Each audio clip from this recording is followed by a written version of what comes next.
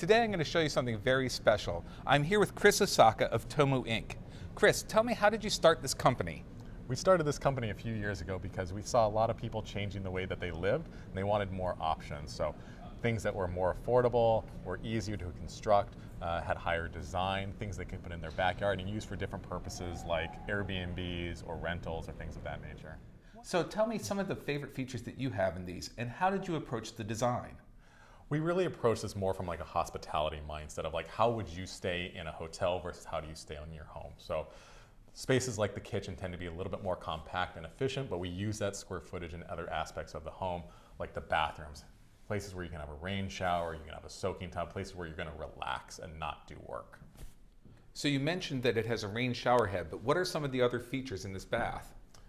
So our bathrooms all have completely waterproof wet rooms, so very kind of Japanese, Asian inspired. So the soaking tub and the shower is in a single space and the entire room is waterproof.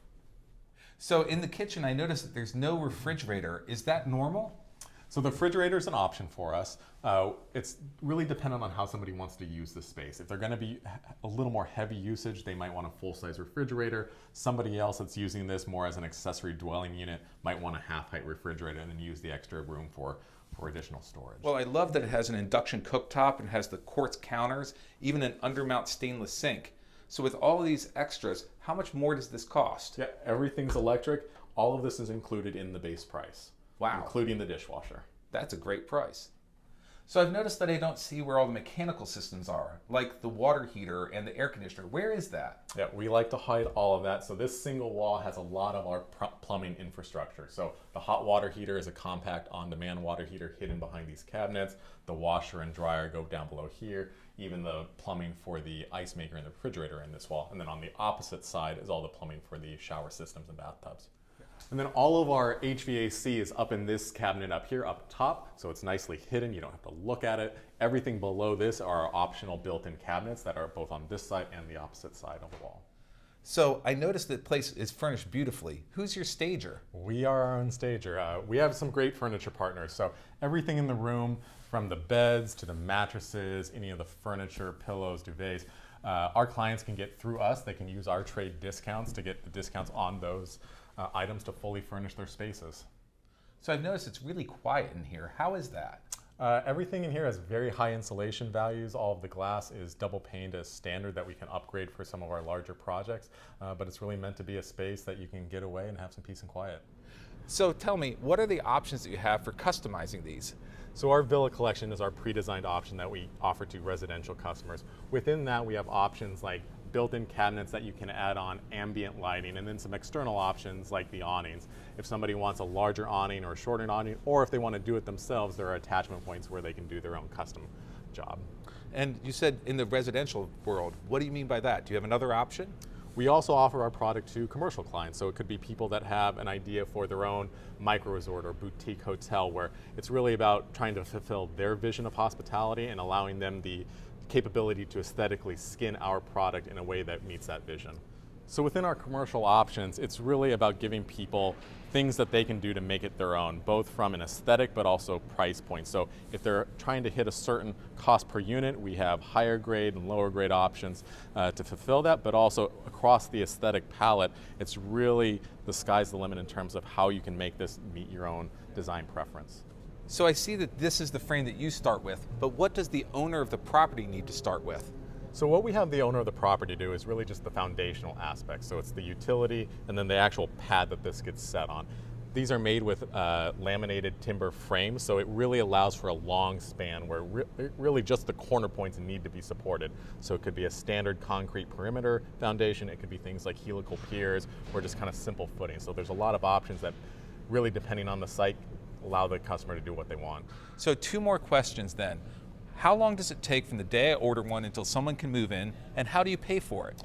So it takes about 6 weeks for us to build one start to finish. They start in these stages and it's all standardized, and that's what makes it a lot quicker for us to build them, where essentially when they go through this point, it could be anybody's unit, and we only get to those bespoke options at the very last step.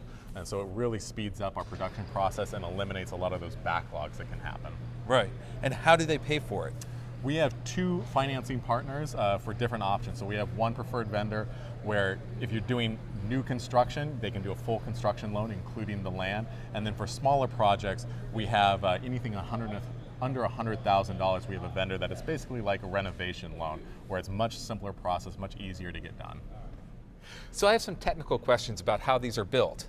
So for that, I'm going to turn it over to our Chief Operating Officer, Malcom Johnson. So Malcolm, how do you get started on one of these? Well, this construction is very normal, very much like what you would do in residential, except we're not building the foundation. We're starting at where the foundation is and going up. And so we use a lot of the same general materials. You have I-joist, Rockwell insulation, drywall, framing materials, all those types of things. But we start by building the base of the structure itself that sits on the foundation. So Malcolm, what is this? This is our base for our floor system. So the glue lambs are the perimeter. We hang our I-joist between these, and then we deck it over with our tongue and groove ply decking. And it's very much like a normal house floor, but we do it starting at this point. So I see here that we have the deck down. What's going on underneath here? Before we put the deck down, we pre-insulate the floor with our R30 insulation, and we have a vapor barrier underneath that so that we're all bug tight and waterproof basically underneath. Then we go ahead and glue the deck down, glue and screw the deck down. Right. And after that's done, then we can start standing the walls up. And then it's just basic framing from there, frame it on up. So you've put the walls up, and then what happens next? After the walls go up, we put our roof system on. And our roof system is a SIP panel. What does that mean? A SIP is a structurally insulated panel. Okay. Structurally insulated panel has the roof joists in it and foam between them. Right. So it comes as a 4x8 sheet. We lay 5 of them in a row on this, and that's your roof system. And then you can cap that with your sheeting, and we use a TPO rubberized roof over the top of that. So it's a membrane roof. Okay. Commercial rate. And what's the insulation value up there? Insulation values are 52 in our SIP panels. Okay. And on the walls, what are the insulation ratings there? Our value on the walls right now are 23, and we're using a mineral wool. Hey Malcolm, as we're walking along, I noticed these little clips on here. What are these? These are our seismic anchors. What does that mean? That's part of the engineering that allows you to hold your structure down, ties it down clear through to the footings on site. And is this required for places like California or Florida? This is required in most states now. Huh, all right. So Malcolm, we're staying on the outside of one of these under construction, but this doesn't look like wood. What is this? Well, this is actually your OSB sheeting like you normally would have in a residence, but a lot of times you'll see it's covered with a paper Tyvek water barrier, vapor barrier. We're going away from that because of what we're trying to build. This is a water vapor barrier, but it's a liquid membrane. Huh. And you put 2 coats of that on, and it makes it watertight. And I see looks like is that masking tape? What is that? There is a mesh tape that goes on all your seams, just to make sure that there's no water penetration between the seams. It seals it.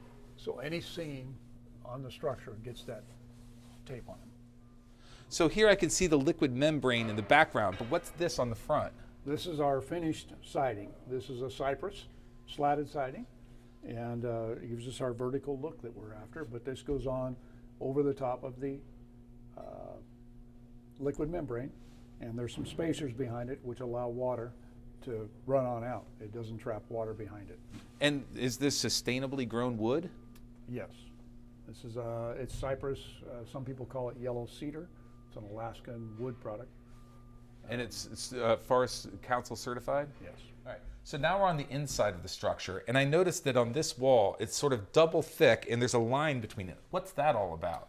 Well, these are modular homes, so they're put together in pieces, and we manufacture them as 3 separate units. But when you put it on site, this is the joint between the separate pieces. This will all be covered by trim, and you will never see those seams when it's actually all put together. So is this what it will look like when it's finished? Yes, when we ship the house out, it will come with the pieces that are necessary to cover those joints, like this, you have your seam behind it. But all these pieces are provided, and they just fasten in to cover those seams. So it looks like this is not the usual LVT floor. What is this? This is an actual wood laminate flooring.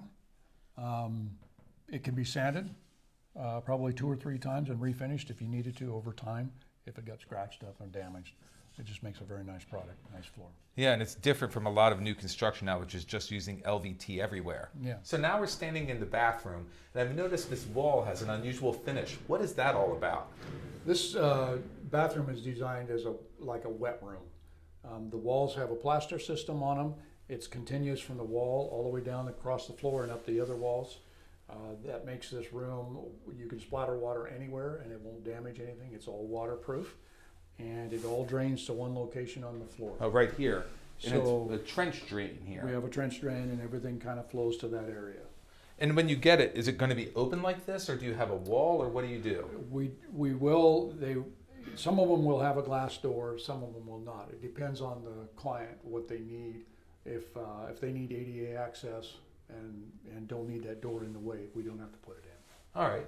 And so it's finished like this at the factory, and this is durable enough to be transported by car over roads? Yes. We've trucked this unit, this particular unit has been trucked 6 times, Wow. and this looks great.